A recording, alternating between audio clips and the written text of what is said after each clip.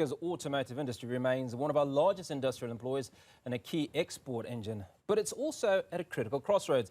Parliament's Portfolio Committee on Trade, Industry and Competition is now calling for deeper localisation, faster transformation and stronger job creation.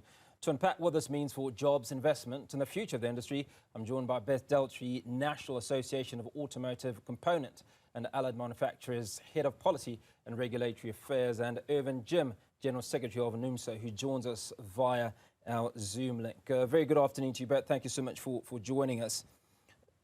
Irvin, let me start off with you and just get a sense of reaction to that piece that we've just watched that Thokozo Khumalo put together. Lots of reactions.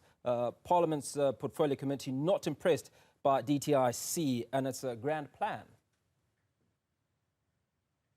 Well, good afternoon. I must say that if you take 2024, 2025, the industry has been experiencing job losses, both in the OEMs and in the component value chain.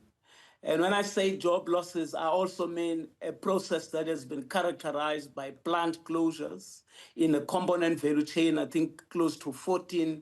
There's a company, ZF, that is busy, is about to close. We're trying to do our best to make sure that it doesn't close. And when you look at the outlook of the market is under siege. In fact, it is eroded by imported vehicles that are not being assembled in South Africa.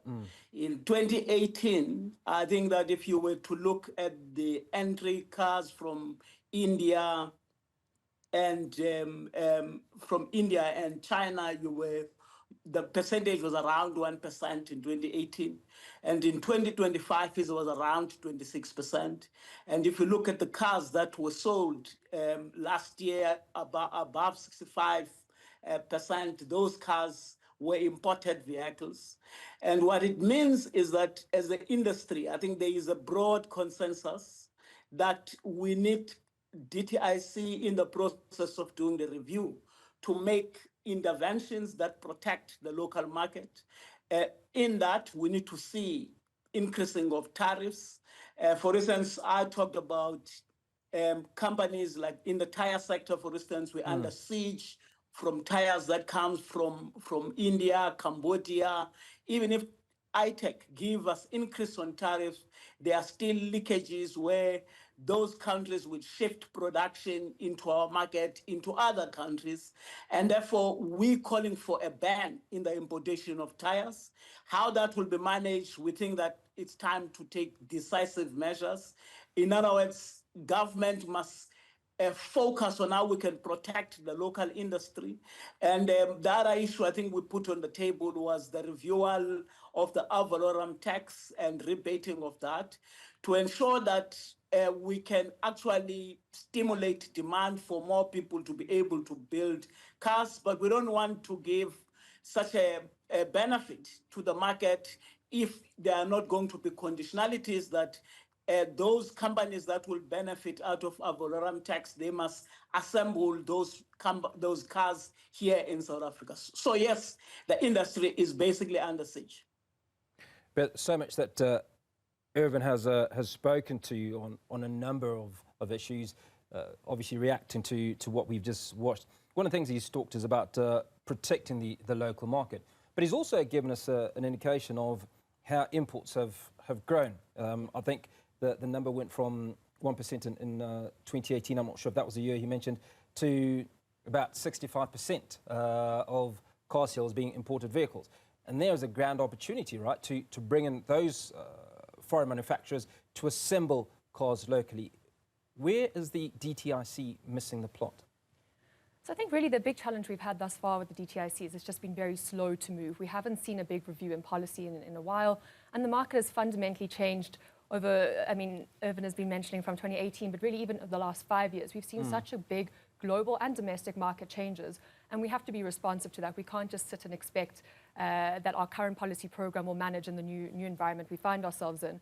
As Irvin rightly said, we've seen a huge increase in imports. I think the number is 2015 we were at 45%. What Irvin was mentioning is the rise in China and India. And we are under siege. And what we need is a responsive policy system that says, okay, market conditions have fundamentally changed. Our policy program is very much built around the structure of our domestic market. We now need to adapt our own policy to ensure that whilst we still accept consumer choice and enable cheaper mobility, that's an important factor, we're protecting our local manufacturing industry. It is the bedstone of manufacturing in South Africa. It's too big of an industry to afford to lose. Irvin, so the South African Automotive Industry Master Plan 2035, right, seems to be off target. It seems to be missing the grand plan. Where is the challenge? Well, I think that when the master plan was launched, it had this ambitious target that come 2025, we should have reached 60% localization. But what we're seeing is us basically moving away from reaching that 60% localization very drastically. And it's quite frank, to be frank, we will not be able to achieve that. That is why we're saying there's a need to review the APDP. There's a need to make sure that we push on government to move swiftly in taking these measures, such as a simple thing when the whole incentive scheme was created. If you go back to MIDP, APDP, the plan was such that if you assemble a car in South Africa and you export that car, you will generate rebates. You would use those rebates to offset duties and bring other cars that are not manufactured in South Africa. We have now come to terms with the fact that all of the 7 OEMs, many of them generate these credit certificates, and they sell them sometimes to independent importers who actually worsen this picture that I'm talking about. So we're making a call that government must actually clamp on the abuse of these credit certificates that are basically destroying the local market.